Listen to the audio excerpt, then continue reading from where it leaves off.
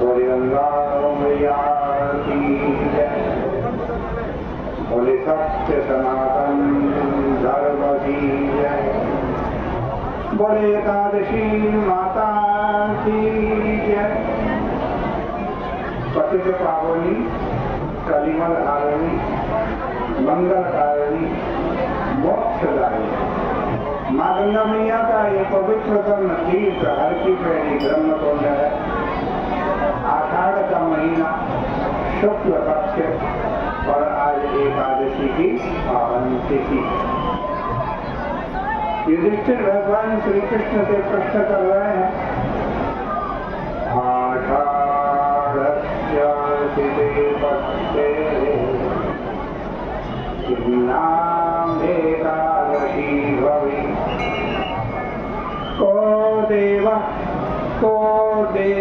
को विधिस्तस्याराध्यति। ठीक है केशव, आषाढ़ महीने में शुक्ल पक्ष की जो एकादशी है उसका क्या नाम है, उसका देवता कौन है और उसकी विधि क्या है, कृपा करके बतला। कृष्ण पक्ष है, शुक्ल पक्ष। श्री कृष्ण उवाच, भगवान श्री कृष्ण उत्तर दे रहे हैं, कथयामि महीमाना कथामाश्चर्यकारिणी कथयामासयां ब्रह्मा नारदाय महात्मने। भगवान श्री कृष्ण कह रहे हैं, हे राजन, जिस कथा को ब्रह्मा जी ने महात्मा नारद जी से कहा है, उस आश्चर्य करने वाली कथा को तुमसे कहता हूं। नारद जी ब्रह्मा जी से पूछने लगे, हे ब्रह्मा जी, आषाढ़ महीने में शुक्ल पक्ष में जो एकादशी होती है उसका क्या नाम है?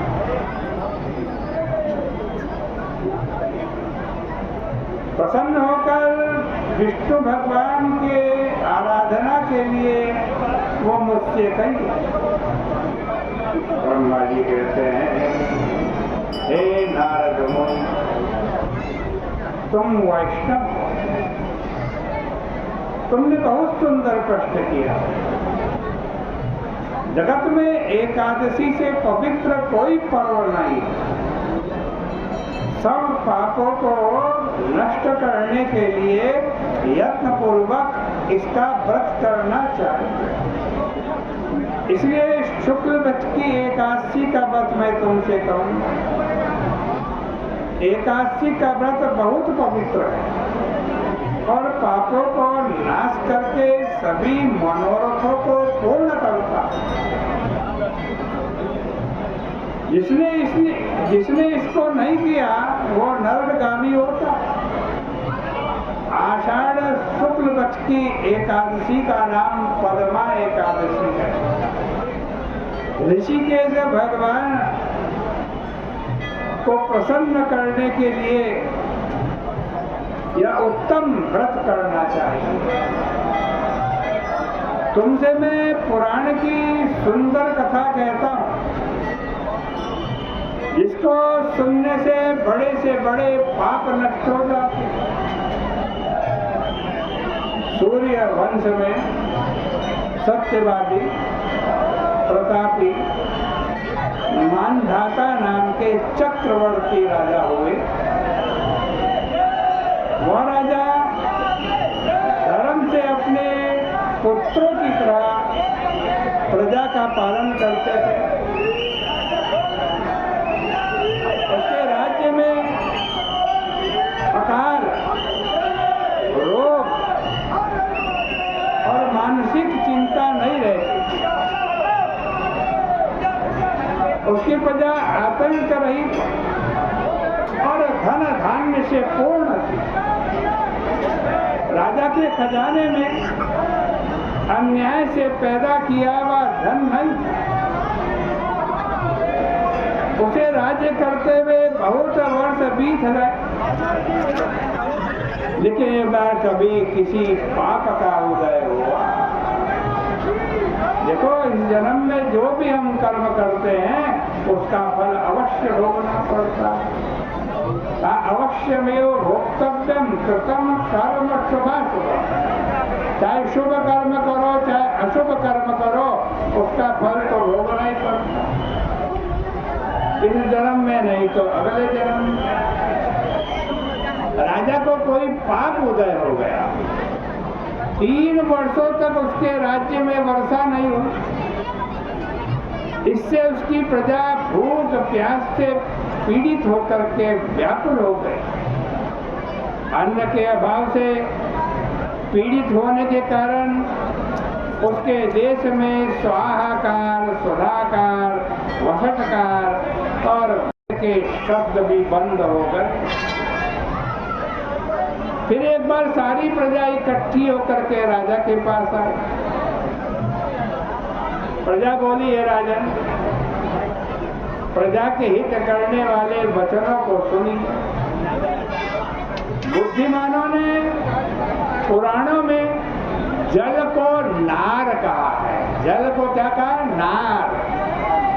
और उस जल में भगवान का अयन स्थान है। अयन माने स्थान, और इसीलिए भगवान का नाम क्या पड़ा?